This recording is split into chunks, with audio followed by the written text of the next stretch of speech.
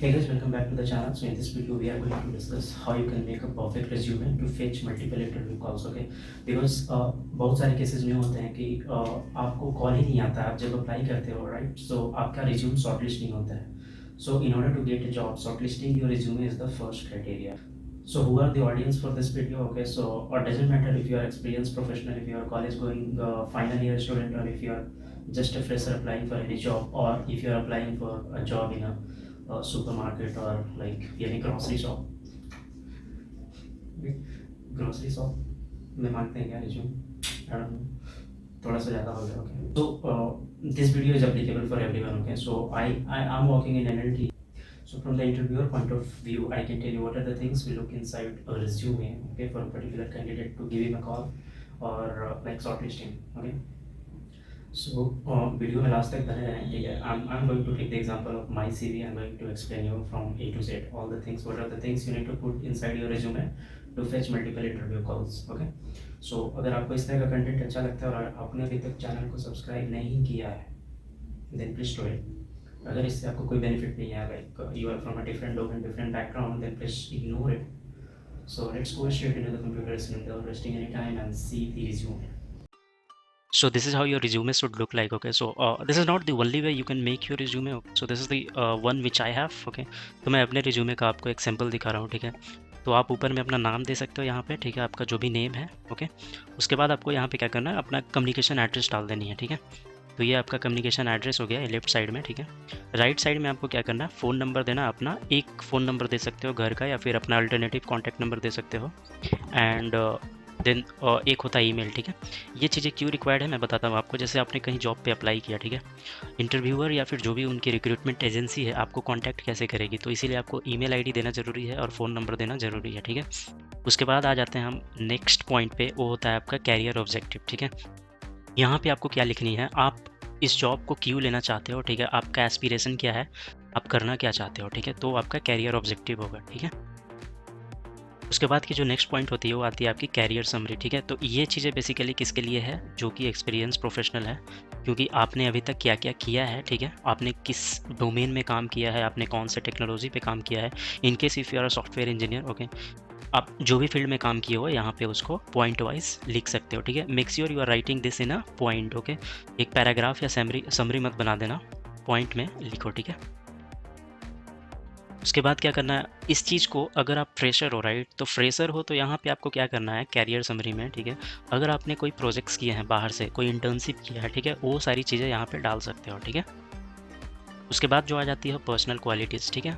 Personal qualities में आपको क्या करना है, आपके अंदर कौन कौन सी क्वालिटीज़ है, लाइक लीडरशिप क्वालिटी है, और पे आप अपने कम्युनिकेशन स्किल के बारे में मेंशन कर सकते हो. उसके बाद आप ये मेंशन कर सकते हो कि you are able to work in a team as well as you can contribute individually too. Okay, तो ये सारी चीज़ें आपके पर्सनल क्वालिटीज़ में होना चाहिए, ठीक है. मैं ये सारी चीज़ें इसलिए बोल रहा हूँ क्योंकि आपको ये सारी चीज़ें बुलेट पॉइंट्स में लिखनी है, ठीक है. एक जैसे पैराग्राफ में नहीं लिखना है, मेक श्योर. उसके बाद जो नेक्स्ट पॉइंट आती है that is key responsibilities handled. Okay, so again this is most important for a people who have some experience in some of the fields. Okay, अगर आप स्विच कर रहे हो या फिर अगर आप किसी दूसरे जॉब के लिए अप्लाई कर रहे हो, ठीक है, तो ये चीज़ आपके लिए इंपॉर्टेंट है.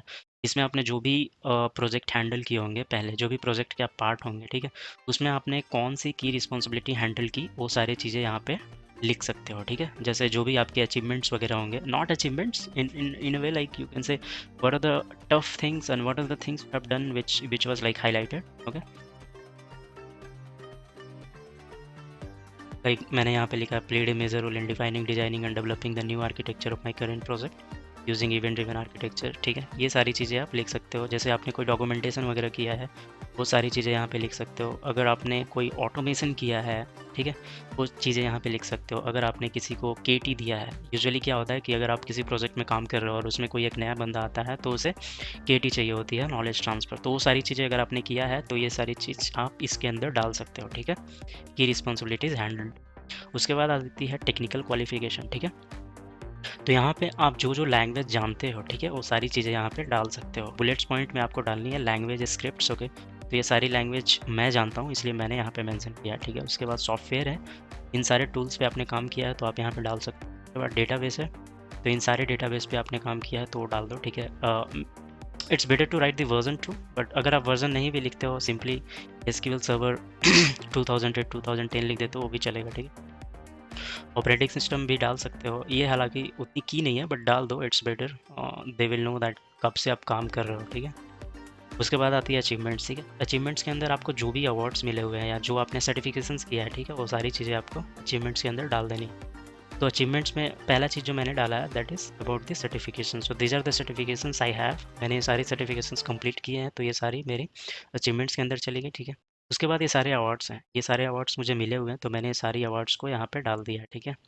तो अवार्ड्स के अलावा आप क्या डाल सकते हो यहाँ पे, जैसे आपने कोई ऑटोमेशन या इनोवेशन किया और उसने क्लाइंट के पैसे या उनके टाइम को सेव किया है, ठीक है। तो ये सारी चीज़ें यहाँ पे डाल सकते हैं, ठीक है। नॉट ओनली क्लाइंट, अगर वो ऑटोमेशन आपके टीम के लाइक मैनुअल एफर्ट को कम कर रहा है, तो वो सारी चीज़ें को भी आप यहाँ पे डाल सकते हो, ठीक है।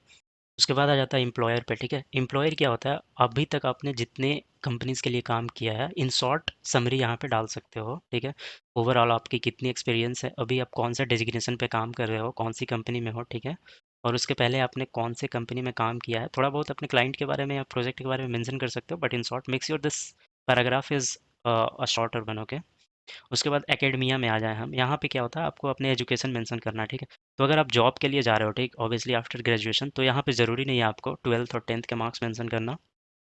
आप सिंपली ग्रेजुएशन के मार्क्स मेंशन कर दो, ठीक है, और ब्रांच कहाँ से कंप्लीट किए हो, ठीक है।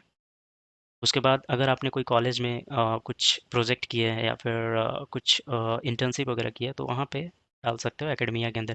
Basically this this column is और this particular section is for the college, your college, okay.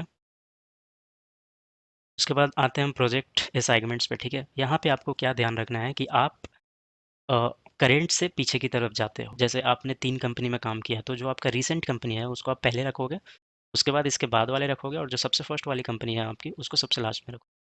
तो मेरी यहाँ पे पहली कंपनी एक्सेंचर थी, तो मैंने इसको सेकंड में रखा है, बट जो करंट कंपनी है एलटीआई है, लार्सन एंड टोब्रो इन्फोटेक, तो मैंने इसको यहाँ पे रखा है, ठीक है।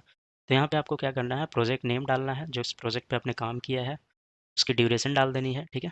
बिकॉज़ ये सारी चीज़ें हम देखते हैं, because as an interviewer from my experience I can tell you, जब हम रिज्यूम खोलते हैं, राइट, तो पहली चीज़ यही देखते हैं, because this is the most important section, इसी से तो आपको काम करना है, राइट। तो यहाँ पे आपको प्रोजेक्ट नेम, ड्यूरेशन, आपने कौन से टूल यूज़ किया वहाँ पे और कौन सी आपने रिस्पॉन्सिबिलिटी हैंडल की, ठीक है, उस प्रोजेक्ट के अंदर। तो यहाँ पे मेरी ये पहली प्रोजेक्ट है, तो मैंने ये प्रोजेक्ट नेम डाल दिया। मैं कब से काम कर रहा हूँ, 6 मंथ प्लस प्लस है, और मैं जनवरी 2022 से काम कर रहा हूँ, ठीक है। और ये सारे टूल्स एंड टेक्नोलॉजी पे मैंने काम किया है इस प्रोजेक्ट में, और ये सारी रिस्पॉन्सिबिलिटी मैंने हैंडल की है, ठीक है। उसके बाद आते हैं एक्सेंचर पे, ठीक है। तो यहाँ पे ये मेरी फर्स्ट कंपनी थी, और you can say the second last. अभी अभी से पहले मैंने इस यहाँ पे काम किया था, ठीक है। तो ऑब्वियसली इस कंपनी में मैंने 5 साल टाइम स्पेंड किया, तो मैंने 2 से ज़्यादा प्रोजेक्ट या 3 से ज़्यादा प्रोजेक्ट किए होंगे, ठीक है। तो यहाँ पे भी आपको मेक श्योर ये करना है कि जो आपका रीसेंट प्रोजेक्ट है वो पहले लिखना है, ठीक है, और ओल्डर थिंग्स को लास्ट में लिखना है। तो यहाँ पे मेरी ये लास्ट प्रोजेक्ट थी, और you can say the fourth project in this company, तो I have written it in first place, ठीक है। यहाँ पे ड्यूरेशन हो गई 2 ईयर्स 10 मंथ्स, यहाँ पे मैंने ड्यूरेशन डाल दिया, ये मैंने टूल्स एंड टेक्नोलॉजी जो यूज़ किए थे, ठीक है, ये हो गई। इसके बाद ये मेरी सेकंड लास्ट प्रोजेक्ट थी, तो मैंने इसको यहाँ पे डाल दिया सेकंड प्लेस पे।